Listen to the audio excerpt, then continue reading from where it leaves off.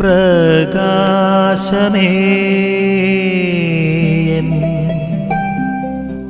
മിഴി തുറക്കുക വേഗം.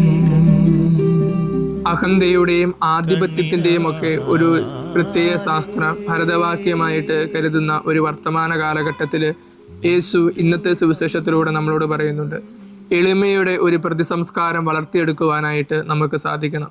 കാരണം എളിമയുണ്ടെങ്കിൽ ജീവിതത്തിലെ പ്രതിസന്ധികൾ, ജീവിതത്തിലെ വിഭാഗീയതകൾ, കഷ്ടപ്പാടുകളെല്ലാം ഒരു പരിധിവരെ അപ്രസക്തമാകുമെന്ന് നമുക്ക് ഇന്നത്തെ സുവിശേഷത്തിൻ്റെ അടിസ്ഥാനത്തിൽ മനസ്സിലാക്കുവാൻ സാധിക്കും.